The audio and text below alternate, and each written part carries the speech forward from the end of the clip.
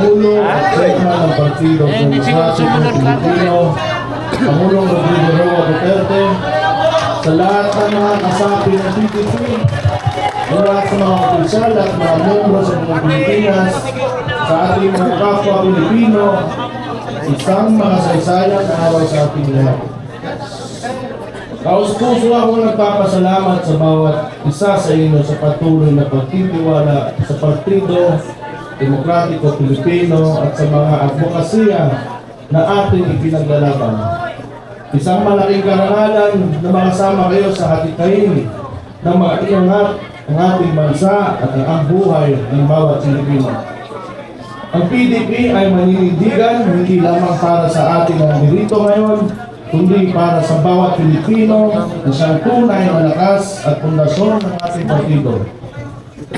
Higit 4 na dekada ang nakaraan na buo at nanindigan ng PDP laban upang tutulan ang mapang-abusong Rehimeng Ferdinand Marcos Sr. Ngayon, ang buhay at kinabukasan ng mga Pilipino ay nalalagay na naman sa alanganin. Habang nagsusumikap tayong humakbang patungo sa isang maunlad na bukas, ay pilit naman tayong hinihila pabalik ng administrasyon ni Ferdinand Marcos Jr. sa isang mapang-abuso at mapagmalabis na pamahalaan. Minsan na natin naipakita at napatunayan na kaya natin ayusin ang sistema ng ating pamahalaan sa pamumuno ni Pangulong Rodrigo Duterte.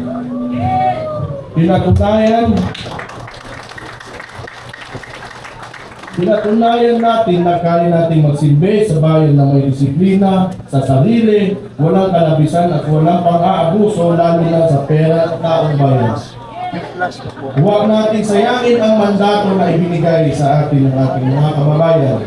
Huwag natin sayangin ang mga buhay na itinaya ng ating mga kapwa Pilipino, lalo na ng mga pulis at sundalo, para lamang maipaglaban ang kapayapaan at kalayaan ng ating bansa.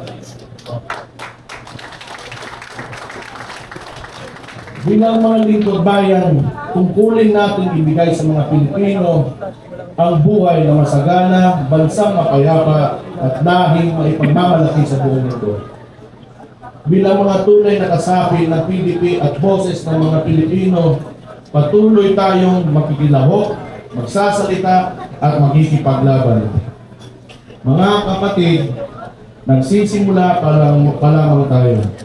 Mahirap at mapanganib man ang landas na ating tatahakin, hindi ito mapapawi ang nagliliyab nating mga damdamin para sa isang mapayapa at maunlad na bansa. Hindi tayo uurong, patuloy tayong hahakbang para sa karangalan ng mga Pilipino at ng buong Pilipinas. Walang makakapigil sa atin kapag tayo ay magkakaisa at buong pusong mag-aalay ng ating buhay para sa kinabukasan ng ating pinakamamahal na bayan. Ipaglaban natin ang kinabukasan ng mga kabataan. Ipaglaban natin ang kapayapaan. Ipaglaban natin ang malinis, tapat at makatao na pamahalaan. Ipaglaban natin ang ating bayan. Mabuhay ang PDP! Buhay! Mabuhay ang Pilipinas! Mabuhay ang Pilipino! Maraming salamat sa inyo. Mabuhay si Master! Mabuhay na Mayor Baste Duterte! Guys, ito na yung rally dito sa may San Juan. Napakaraming tao. Ayan, no? At eto, tingnan nyo naman guys, kung gaano karami nagsipunta.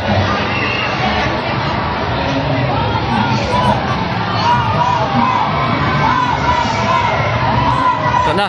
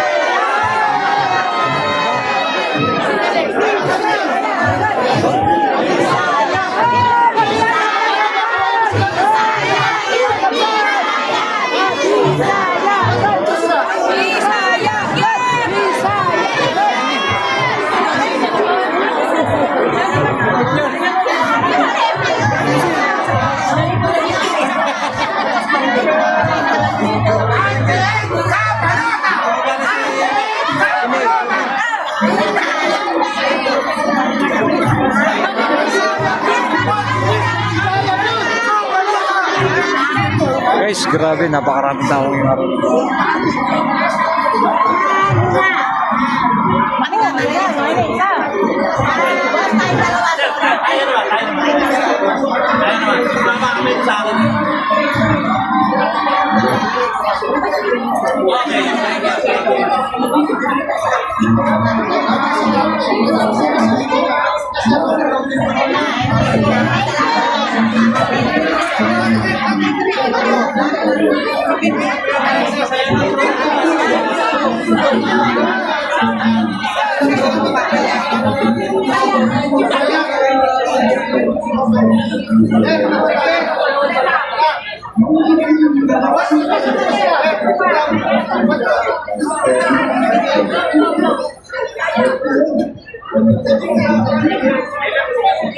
Guys, iba't ibang nandito na.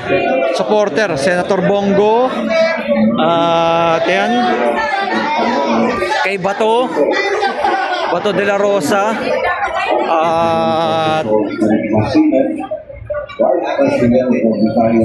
eto, kay Attorney Jimmy Bondok at kay Kibuloy, iba't ibang organisasyon. Ito na, ang Proclamation Rally Duterte Senate Candidates. Jimmy Bondok, De La Rosa, Bongo, JV, Lambino, Marcoleta, Kibuloy Rodriguez, Salvador Philip. 43 taon ng pagkatatang nito ay lalaban para sa pangunahing karapatan ng Pilipino. Isusulong ang mga reforma sa pamahalaan ng pamangulaling inklusib ang bansa pagdating sa paglago at paninindigan para sa katotohanan. Sa ligatan ng ating dating Pangulong Duterte, naranasan ng Pilipinas ang isang golden age o renaissance pagdating sa infrastruktura, ekonomiya, maging sa peace and order. Nilabanan ng ating Pangulo ang makakaliwa at komunistang grupo at iligal na droga, mga salot sa lipunan. Dadalhin natin ang laban na ito sa Senado at gagawa ng mga batas na tututok para mabigyan ng maginhawa at mabuting pamumuhay ang bawat Pilipino. Tatapusin natin ang laban na ito sa pamamagitan ng pagbuksa ng korupsyon. Huwag nating hayaan ang kaban ng bayan ay lapastanganin ninuman. Ang mga opisyal ng gobyerno, lalo na ang mga mambabatas ay may tungkulin na proteksyonan ang pera ng taong bayan.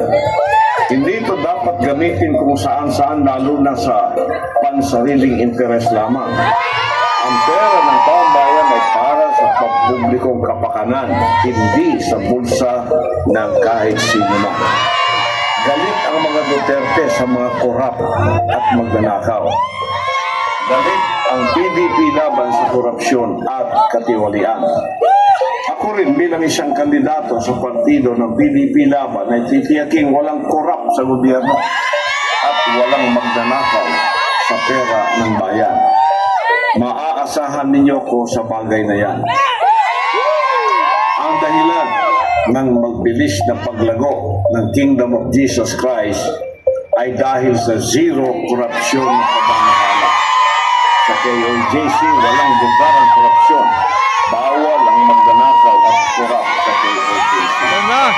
Ako'y naniniwala na nagkakaisa ang mga Duterte senatorial candidates sa layunin ito laban sa korupsyon. Hindi man ako makasama sa araw-araw na pangangampanya dahil sa kalagayan ko ngayon, sama-sama tayo at ayusin natin ang Pilipinas. Both straight PDP Laban. Number 10, Attorney Jimmy Bondo. Number 22, Senator Bato de la Rosa. Number 28, Senator Bongo. Number 30, Attorney J.B. Hinlo. Number 34, Attorney Raul Lambino. Number 38, Congressman Rodante Marcoleta. Number 56, Attorney Vic Rodriguez. At number 58, Philip Salvador. At ang inyong lingkod, Pastor Apollo City Buloy, number 53 sa Balota. Maraming salamat po para sa Diyos at Pilipinas nating mahal. Bakit kailangan ng isang Pastor Apollo Kibuloy sa Senado? Una sa lahat, mapagpalang araw sa aking mga kababayan sa buong Pilipinas at sa buong mundo saan man umaabot ang aking tinig. Nagpapasalamat ako sa pagkakataong ibinigay sa akin ng korte na makapag-record ng video para ipakilala ang aking sarili at ipahayag ang mga plataforma at plano para sa bansang Pilipinas kung sakaling palarin at maging isang senador. Nagpapasalamat rin ako sa dating Pangulong Rodrigo Duterte, chairman ng PDP Laban, at Senator Robin Hood Padilla, presidente ng partido na ako'y ginawang kabilang sa mga Duterte senatorial candidates na may isang layunin para sa mga Pilipino. Isang malaking karangalan para sa akin na maging bahagi ng lineup ng mga Duterte na kinikilala sa kapuri-puring liderato nito sa Davao City o sa Pilipinas nang siya'y maging Pangulo ng 6 na taon. Marahil ay nagtatakang karamihan sa inyo tungkol sa aking pagtakbo sa kabila ng aking kalagayan ngayon. Ako po si Pastor Apollo Sikibuloy, leader ng isang religious community, ang Kingdom of Jesus Christ. Wala man akong karanasan sa politika, ngunit malawak ang aking pangunawa sa pamamahala at pangangasiwa. Sa katunayan, sa loob ng 40 taon bilang pastor ng Kingdom of Jesus Christ, nayangat ko ang pamumuhay ng mga miyembro at misyonaryo sa KOJC at naitatag ang ilang mga organisasyon na tumututok sa pagpapahalaga sa tao na matugunan ang kanyang pangangailangan. Ito ang aking Exhibit A, ang Kingdom of Jesus Christ o KOJC. Limitado man ang aming resources, ngunit napalago ang simbahan mula sa Davao City hanggang sa iba't ibang panig ng daigdig. Mula pa noon, aktibo ring tumutulong ang KOJC sa lipunan at pamahalaan sa pamamagitan ng mga humanitarian programs. Naitatag ang Children's Joy Foundation Incorporated na nagbigay kalinga sa mga batang naulila at napabayaan. Ang Keepers Club International ay may mga programang naglalayong mailayo ang mga kabataan sa pinagbabawal na droga, ma-recruit ng mga makakaliwang grupo at iba pang masasamang impluensya. Marami ng scholars na nakapagtapos at naging mga profesional mula nang may tayo ang Jose Maria College Foundation Incorporated. Mulang 2020, meron ng 112 na J. Marian Doyers ang na-produce ng JMCFI. Noong 2024, may 26 na bagong mga doktor ang na-produce naman ng College of Medicine. Kinikilala rin sa iba't ibang larangan ng academic excellence, both court and debate, campus journalism, research at sports. Ang advokasya para sa kalikasan at malinis na kapaligiran ay binigyang pansin sa pamamagitan ng Sunshine Philippines Movement. Kada linggo, ang mga volunteer ay nagsasagawa ng tree planting activities at cleanup drives. Ang United Indigenous Peoples Heritage of the Philippines o UNIFIL upang bigyan pansin ang mga pangangailangan ng mga katutubo, ang mga nasalanta ng kalamidad at iba pang sakuna ay tinutulungan sa pamamagitan ng mga relief operations ng SMNI Foundation Incorporated. At bilang honorary chairman ng Sunshine Media Network International o SMNI, ang mga programa natin sa radyo, telebisyon at digital media ay nakatutok sa pagpapaunlad ng bansa o nation building. Napatunayan natin na sa KOJC na kapag ilalagay ang pera sa pwestong kinalalagyan, walang maghihirap o maiiwanan. Dahil sa karanasan ito, ang pangunahing susulong ko sa aking pagtakbo ay zero korupsyon. Kalamat ang korupsyon sa ating bansa ngayon at nawawalan ng tiwala ang taong bayan sa ating pamahalaan dahil sa kawalan ng transparency at accountability sa pag-handle ng buwis mula sa pera ng mga mamamayan. Kung ako'y magiging senador, ako ang magiging tagapagbantay ng pera ng bayan. Sisiguraduhin ko ng pera ng mamamayan ay mailalaan para sa kaginawaan at magiging tugon sa bawat pangangailangan. Ako ang magiging pambansang konsensya o national conscience dahil naniniwala ako na walang pahid na korupsyon ang aking pagkatao. Dapat nang wakasan ang sistematikong korupsyon na nagdulot ng kahirapan at kasiraan sa ating bayan. Naniniwala ako na malulutas ang problemang ito kung papapanagutin ng mga opisyal ng pamahalaan na nangangasiwa sa budget, lalo na sa mga kinatawan o representante ng mga distrito at pamayanan. Kailangan merong tapat na pag-uulat nito para maging mulat ang taong bayan kung saan napupunta ang kanilang mga buwis. Kaya nga, isusulong rin natin ang death penalty para sa mga korap na opisyal ng pamahalaan. Sa ating panukala, ang bawat kandidato na nais maglingkod sa bayan ay pipirma sa isang covenant with the people at mangangako na hindi galawin ang pera ng taong bayan. Haharap sa isang truth commission kung saan mananagot ang opisyal kung sakaling mayroong paglabag at nagalaw ang pera mula sa kaban ng bayan. Ito ang focus ng aking plataforma dahil naniniwala ako na hindi pagpapalain ng Diyos ang ating bayan kung mayroong magdanakaw at mga tiwali sa pamahalaan.